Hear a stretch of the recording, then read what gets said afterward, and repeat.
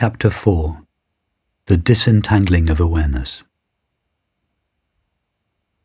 In order to recognize or become aware of itself as it is, awareness does not need to do anything special. Awareness is by nature self-aware, just as the sun is by nature self-luminous. Therefore, awareness is knowledge of itself, that is, our knowledge of our own essential, irreducible being, is not a new or special kind of knowledge. It is the knowledge that is inherent within awareness, though seemingly obscured due to the exclusive focus of our attention on objective experience. The Russian philosopher P.D. Ouspensky referred to the apparent process through which awareness recognizes its own eternal infinite nature as self-remembering, by which he meant not the memory of something in the past that was once known and has since been forgotten, but rather the recognition or knowing again of something that is present and familiar, but seemingly overlooked or forgotten due to the clamor of experience.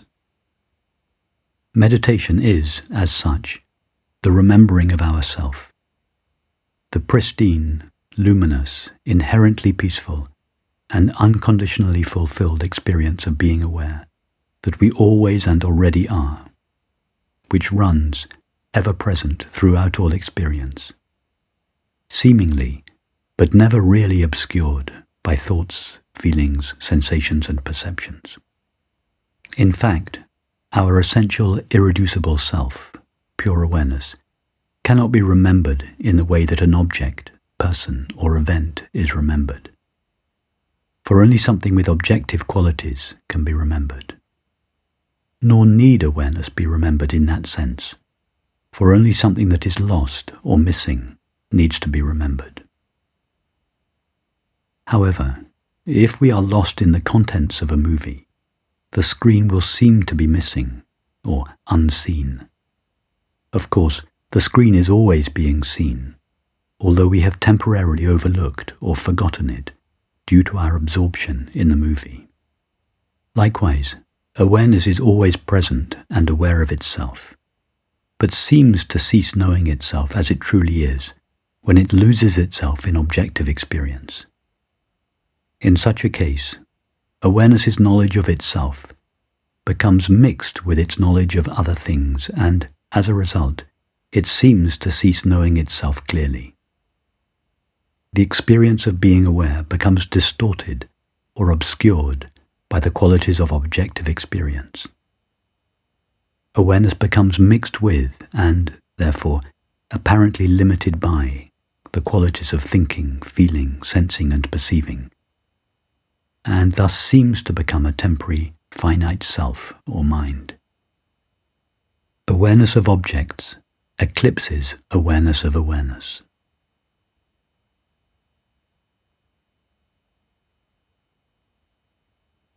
Only the infinite can know the infinite.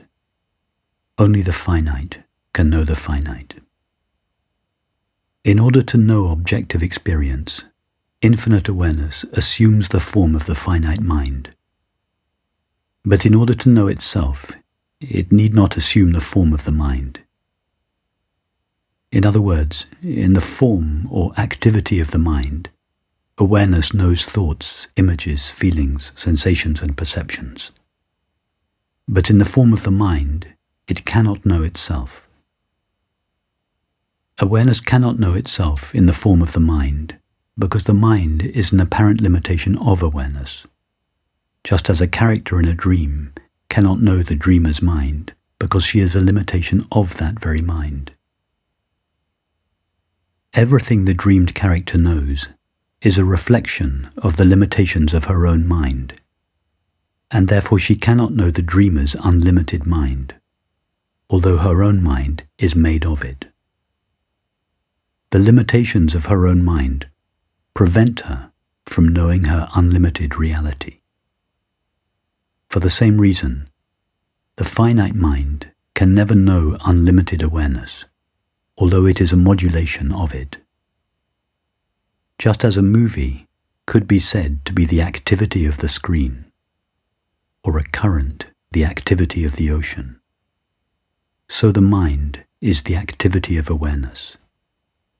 As such, mind is awareness in motion. Awareness is mind at rest. The mind that seeks awareness is like a current in the ocean in search of water. Such a mind is destined for endless dissatisfaction. Mind is the activity or creativity of awareness, in which awareness itself seems to become entangled. Awareness seems to lose itself in its own creativity. It veils itself with its own activity. Meditation is the disentangling of awareness from its own activity. In meditation, the simple experience of being aware is extricated from everything that we are aware of.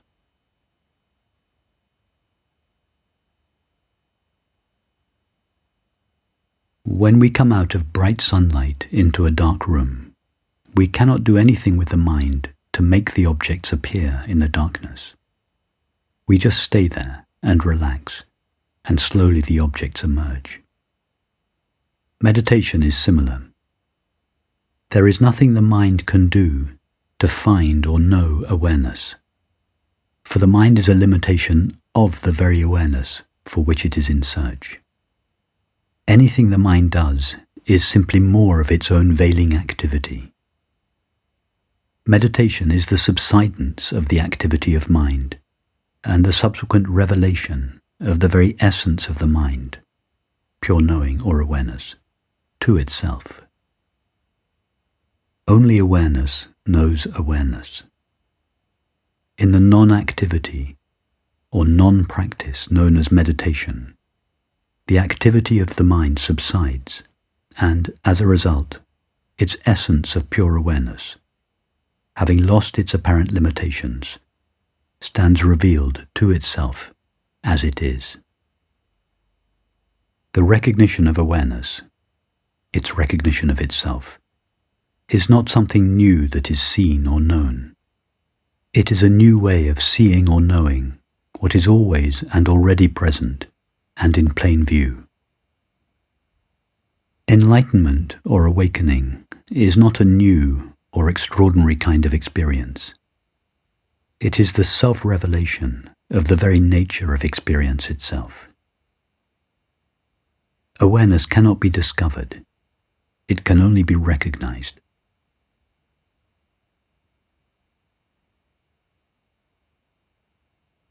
The disentangling of awareness from its own activity can be effected by asking a question that invites the mind to trace its way back from objective experience towards its essential, irreducible nature.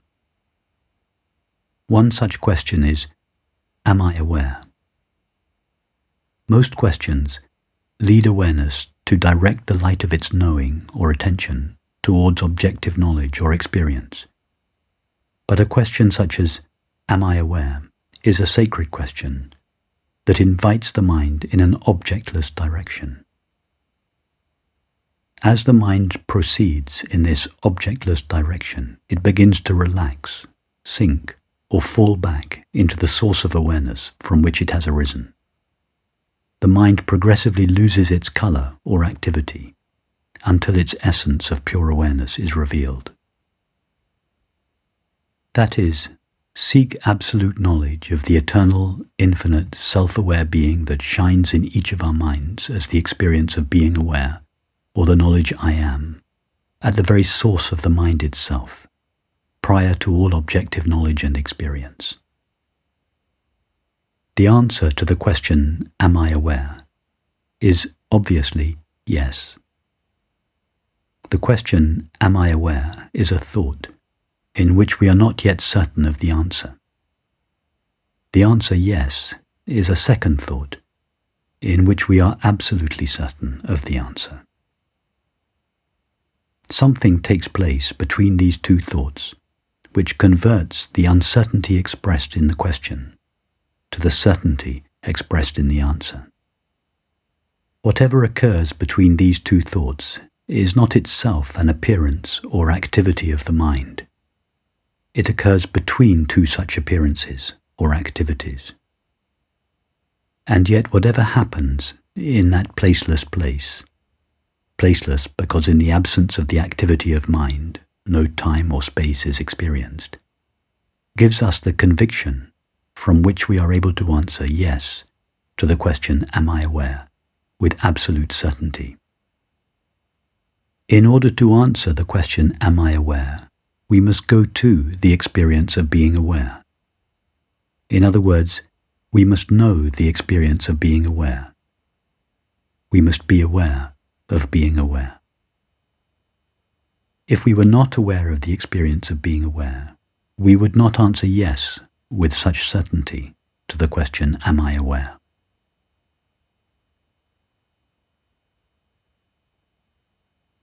One might then wonder, who is the we or the I that is aware of the experience of being aware? Only awareness is aware. Therefore, in the pause between the question, am I aware, and the answer yes, awareness ceases directing the light of its knowing towards objective experience and, as a result, becomes aware of itself. In fact, awareness doesn't become aware of itself.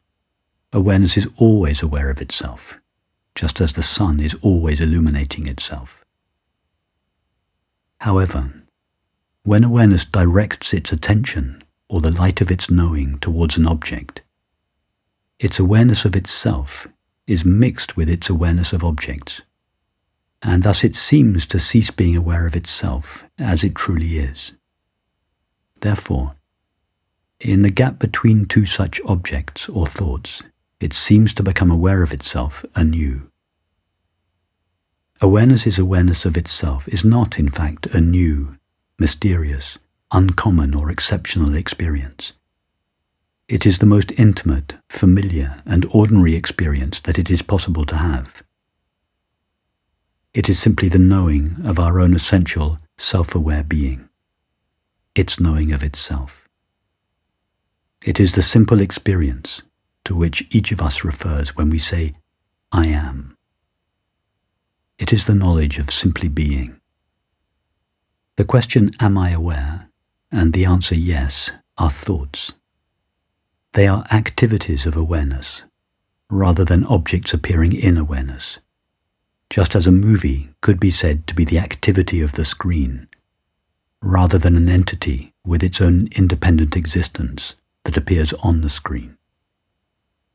As such, being aware of being aware, awareness's awareness of awareness, is revealed between two activities of the mind, that is, between two thoughts or perceptions, just as the blank screen is exposed between two frames of a movie.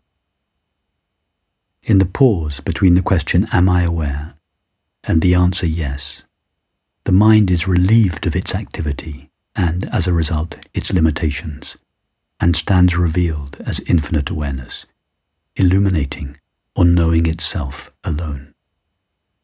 Awareness is aware of awareness.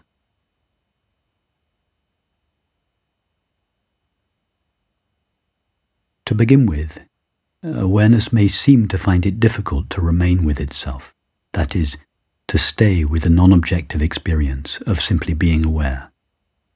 So accustomed is it to assuming the form of mind and, as such, directing itself towards objective experience. As soon as this is noticed, we may ask again, am I aware? In this way, inviting the mind away from the objects of knowledge or experience towards its essence or source.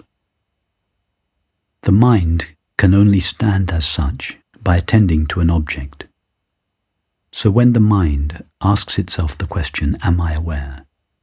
It embarks on a journey in an objectless direction, a pathless path, away from thoughts, images, feelings, sensations and perceptions, and towards its essential, irreducible essence of pure awareness.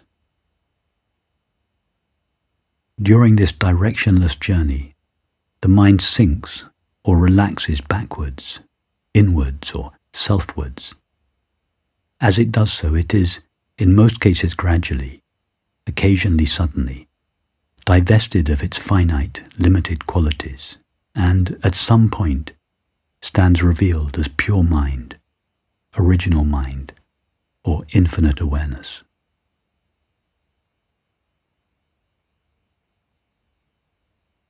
In fact, to suggest that the mind embarks on a journey to rediscover its essence or reality may be misleading.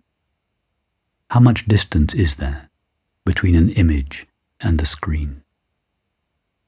The path of the finite mind to its fundamental, irreducible essence is not a journey from one place or entity to another, although, as a concession to the mind's belief in itself as a separate, independently existing entity, this discovery is often depicted as a journey, path, or pilgrimage. It is more like the fading of an image on a screen. Mind is the self-coloring activity of awareness. Meditation is the fading or dissolving of this self-coloring activity, and the subsequent revelation of the colorless essence of the mind, pure awareness itself. Being aware of being aware, awareness is awareness of awareness, is a colorless, non-objective experience. It is an experience of the essence of the mind after it has been divested of its finite qualities. It is, as such, pure mind, awareness itself, knowing its own intrinsic, irreducible, indestructible essence. In the Zen tradition, it is referred to as our original face. The transparent, colorless experience of being aware, or awareness itself, cannot be known or remembered by the mind, because mind, the activity of awareness, is not present, or rather, is not active there. The mind overlooks the non-objective experience of being aware, and may even deny its very presence. Such a mind is like a wave denying the existence of water. However, a mind that is accustomed to dissolving repeatedly in its source or essence becomes progressively saturated with its inherent peace. When such a mind rises again from the ocean of awareness, its activity makes that peace available to humanity. Such a mind may also be inspired by knowledge that is not simply a continuation of the past, but comes directly from its unconditioned essence. This inspiration brings creativity and new possibilities into whatever sphere of knowledge or activity in which that mind operates.